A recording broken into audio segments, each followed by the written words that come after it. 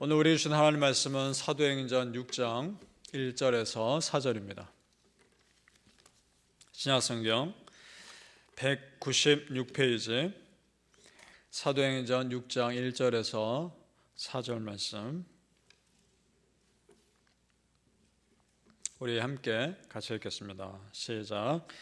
그때에 제자가 더 많아졌는데 헬라파 유대인들이 자기의 과부들이 매일의 구제에 빠짐으로 히브리파 사람을 원망하니 12사도가 모든 제자를 불러 이르되 우리가 하나님의 말씀을 제쳐놓고 접대를 일삼는 것이 마땅하지 아니하니 형제들아 너희 가운데서 성령과 지혜가 충만하여 칭찬받는 사람 7을 택하라. 우리가 이 일을 그들에게 맡기고 우리는 오로지 기도하는 일과 말씀 사역에 힘쓰리라 하니. 아멘. 오늘 새벽 예배하신 하나님의 은혜가 우리 성도님들께 함께 하시기를 예수님의 이름으로 축복합니다. 아멘. 교회 공동체는 참 많은 사람들이 모입니다. 각자 살아온 삶의 배경도 다르고 살아온 삶의 스토리도 다 다르고 그래서 생각이 다릅니다. 의견 차이가 안 생길 수가 없습니다. 그건 당연한 것입니다. 예루살렘 교회도 마찬가지였습니다. 여러 사람이 모이다 보니까 문제가 생깁니다. 그 배경은 이렇습니다. 크게 두 그룹으로 구성된 교회였습니다. 히브리파 유대인과 헬라파 유대인들. 오늘날 우리로 말하면 이민 1세대와 이민 2세대로 말할 수 있을 것 같습니다. 오해가 생기고 여러 가지 많은 일들이 있었는데 어떤 일이었느냐. 헬라파 유대인들이 보기에 자기들 쪽 과부를 도와주는 일에 있어서 히브리파 유대인들을 더 배려하는 것처럼 보였던 겁니다.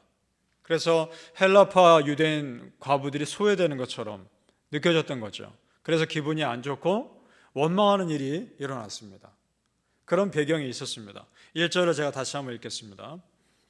1절에 그때 제자가 더 많아졌는데 헬라파 유대인들이 자기의 과부들이 매일의 구제에 빠짐으로 히브리파 사람을 원망하니 이렇게 되어 있습니다. 자, 이 구절에서 전혀 상반되는 두 개의 표현이 나온다는 것을 주목해 봐야 합니다. 앞부분과 끝부분의 내용. 첫째, 앞부분에 어떻게 되어 있습니까? 그때 제자가 더 많아졌는데 끝부분에는 히브리파 사람을 원망한대 이렇게 되어 있습니다. 제자가 많아진 것은 좋은 일입니다. 그런데 한 성도가 다른 성도를 원망하는 것은 좋지 않은 일입니다. 좋은 일과 좋지 않은 일이 같이 나옵니다. 성도님들, 모든 일이 그렇습니다. 좋은 일이 있으면 좋지 않은 일이 항상 같이 있을 수 있습니다. 자, 이때 우리 삶에 문제가 없기를 바라는 것이 아니라 그 문제를 어떻게 은혜롭게, 어떻게 지혜롭게 해결하느냐가 중요한 겁니다. 믿으십니까? 생각해 보세요. 하나님의 공동체에서 어떤 성도가 다른 성도를 원망하는 일이 생깁니다. 굉장히 안타까운 일입니다. 사람의 생각으로는 사람들이 그 예루살렘 교회를 보면서 이렇게 평가할 수 있을지도 모르겠습니다. 교회에 불미스러운 일이 생겼다. 교회가 덕이 안 된다. 교회가 은혜가 안 된다. 이런 말이 충분히 나올 수 있는 상황 아닙니까? 더군다나 가장 모범이 되어야 할 예루살렘 교회입니다. 그리고 다른 누구도 아닌 사도들이 목회하고 있는 교회입니다. 그런 교회에서 이런 일이 생겼습니다. 자, 그러면 목회자로서 사도들이 바라보기에 성도들 안에 갈등이 있을 때 목회자인 사도들이 누구 편에 들 수 있습니까? 누구 편도 못 드는 겁니다. 아무 편을 들 수 없습니다. 사도들은 그저 기도할 뿐입니다. 그 기도한 결과가 2절에서 4절이라는 겁니다. 자, 그래서 어떻게 결과를 짓느냐? 사도들이 깨달았습니다. 이럴수록 본질을 붙잡자. 일꾼을 세우고 우리 사도들은 말씀과 기도에 힘쓰자. 그렇게 결정을 내립니다. 2절을 보시죠. 2절 중간 부분부터 보시면 이렇게 되어 있죠. 우리가 하나님의 말씀을 제쳐놓고 접대를 일삼는 것이 마땅치 아니하니. 그다음 4절에 우리는 오로지 기도하는 일과 말씀 사역에 힘쓰리라. 아멘. 그렇죠. 이제 사도들이 해야 할 일이 분명히 깨달아진 겁니다. 성도들로 하여금 말씀과 기도의 바탕 위에 서게 해야 되겠다. 그래야 세상 갈등이 들어왔을 때 은혜로운 방법으로 해결할 것 같다라고 결정 내린 겁니다. 그러기 위해서는 우리 사도들이 먼저 말씀과 기도에 집중하자. 그렇게 결정을 내린 겁니다. 그러니까 사도들은 문제의 핵심을 본 겁니다. 기도하는 사람이었기에 가능한 일이겠죠. 자, 그런데 일꾼을 세울 때 아무나 세우지 않았다는 겁니다. 3절을 보시죠. 같이 읽습니다. 택하라까지만 봅니다. 형제들아, 너희 가운데서 성령과 지혜가 충만하여 칭찬받는 사람 7을 택하라. 아멘. 자, 말씀과 기도 사역을 사도들이 전무한다 해도 하나님의 또 다른 모든 사역을 할 때 성령과 지혜가 충만한 사람이어야 한다는 겁니다. 그래야 하나님께 그때그때마다 지혜를 구하며 할 수 있기 때문입니다. 여전히 세상적인 마인드를 가지고 있는 사람이 교회를 하면 또 다른 갈등을 일으킬 수 있기 때문입니다. 그걸 본 거죠. 따라 성도님들, 성령 충만하기를 사모하시고 여러분이 맡은 모든 섬김에서 사람의 욕심은 다 사라지고 하나님의 은혜만이 드러나시길 예수님의 이름으로 축복합니다. 아멘. 자, 우리 성도님들, 성경 말씀이 우리에게 참 은혜가 되는, 도전이 되는 이유 중에 하나는 좋은 일만 기록하는 것이 아니라 부끄럽고 부족해 보이는 일들까지도 다 기록하고 있다는 것 때문입니다.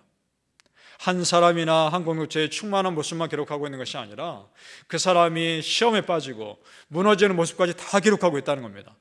이것이 오히려 우리에게는 소망이 됩니다. 왜냐? 내가 부족하니까요. 나도 연약하고 부족한 모습이 있고 부끄러운 모습들이 있으니까요. 그런 나를 하나님의 방법으로, 하나님의 사람으로 바꾸실 분이 하나님의 심을 믿으니까 그것이 우리에게 소망이 되는 겁니다. 믿으십니까? 아멘. 바라기는 성도님들, 보이는 문제만 보고 실망하지 마시고 그 보이는 문제 뒤에 역사하실 하나님의 은혜를 기대하시기를 예수님의 이름으로 축복합니다. 아멘. 자, 이 갈등으로 일어난 결과가 있습니다. 긍정적인 결과죠. 새로운 일꾼들이 세워졌습니다. 그것도 7명이나 성령과 지혜가 충만한 7명의 사람들이 일꾼으로 세워집니다. 따라서 모든 일에는 양면성이 있습니다. 모든 일에는 그렇습니다. 안 좋은 일이라고 생각되는 일들을 통해서 전혀 예상 못했던 새로운 은혜를 누릴 수 있기 때문입니다. 적어도 더 간절하게 하나님께 매달리고 기도하면서 내가 영적으로는 더 예민해질 수 있기 때문입니다. 그리고 예루살렘 교회의 사도들 말고 신실한 교회 일꾼들이 세워지면서 그들을 통해 놀라운 사역이 더 확장됐을 겁니다. 6절을 보시죠. 성도님들, 사도들이 그들에게 영적인 권위를 부여합니다. 사도들 앞에 세우니 사도들이 기도하고 그들에게 안수하니라. 자, 온 성도들이 보는 앞에서 안수하여 일꾼을 세웁니다. 영적인 권위를 줍니다. 그들을 통해 굉장히 많은 사역들이 확장됐을 겁니다. 성도님들, 좋은 일꾼들이 교회에 세워지면 교회가 성장하는 데 큰 힘이 됩니다. 사도들이 교회 안에서 그동안 행정적인 일에 신경 쓰느라 말씀과 기도에 집중하지 못했던 상황에서 이제는 더 영적인 일에 집중할 수 있었습니다. 그로 인해 나타난 결과를 보자는 겁니다. 우리 7절 말씀 같이 읽어보죠. 7절입니다. 시작. 하나님의 말씀이 점점 왕성하여 예루살렘에 있는 제자의 수가 심히 많아지고 허다한 제사장의 무리도 이 도에 복종하니라. 아멘. 첫 부분, 하나님의 말씀이 점점 왕성하여. 보세요. 사도들이 말씀과 기도에 오로지 힘쓴 일과 하나님의 말씀이 점점 왕성한 일이 연관되어 있는 겁니다. 관련되어 있는 겁니다. 그래서 교회의 일꾼들은 자신의 영성에 더 신경을 써야 합니다. 이것은 하나님의 일을 할 때 드러나게 되어 있습니다. 저도 예외가 아니고 본인을 위해서도 그렇고 교회 공동체를 위해서도 그런 겁니다. 굉장히 중요한 일이죠. 그리고 또 놀라운 것은 허다한 제사장의 무리도 이 도에 복종하니라. 이 사람들이 누굽니까? 예수님 십자가 못 박아 죽일 때 동조했던 사람들 아닙니까? 그 사람들 지금 십자가 부금 앞에 마음이 열린 겁니다. 하나님이 하신 일입니다. 사람으로서는 도저히 할 수 없는 일입니다. 말씀이 그 안에 들어갔을 때 그 안에 역사하게 하신 성령님의 은혜입니다. 성도님들, 말씀이 변화시키지 못할 사람이 이 세상에 아무도 없습니다. 우리는 그저 기도할 뿐입니다. 자, 보십시오. 갈등으로 시작한 일입니다. 교회 안에 갈등으로 시작된 일입니다. 그로 인해 일꾼이 세워졌습니다. 그로 인해 사도들은 또 말씀과 기도에 전무하게 됐습니다. 그랬더니 이런 역사가 일어납니다. 갈등을 해결하는 과정에서 하나님께서 이런 은혜까지 이끌 줄 어떻게 알았습니까? 우리 하나님, 갈등조차도 선하게 바꾸신 하나님이심을 믿습니다. 내가 보기에 정말 어려운 일이라고 보이는 상황을 하나님의 은혜로 바꾸실 수 있음을 믿습니다. 바라기는 성도님들, 모든 것을 합력하여 이루신 하나님 정말 믿으시길 바랍니다. 내가 보기에 낙심되는 상황도 전혀 반대되는 소망의 상황을 이끌신 하나님 믿으시고, 그 하나님이 여러분의 삶을 어떻게 바꾸실지 기대하시기를 예수님의 이름으로 축복합니다. 아멘. 기도하겠습니다. 아버지 하나님, 은혜의 양면성을 보게 하여 주시옵소서.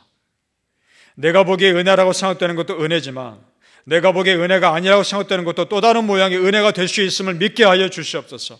하나님, 모든 가능성에 열려있게 해주시고 하나님이 내 삶을 어떻게 바꿔 가실지, 내 갈등조차 어떻게 선하게 바꿔 가실지 그 하나님을 기대하게 하여 주시옵소서. 상황 바라보며 낙심하지 않게 하시고 그 상황 가운데 함께 계신 하나님 바라보게 하시고 그것을 바꾸실 하나님 바라보며 기대하게 하여 주시옵소서.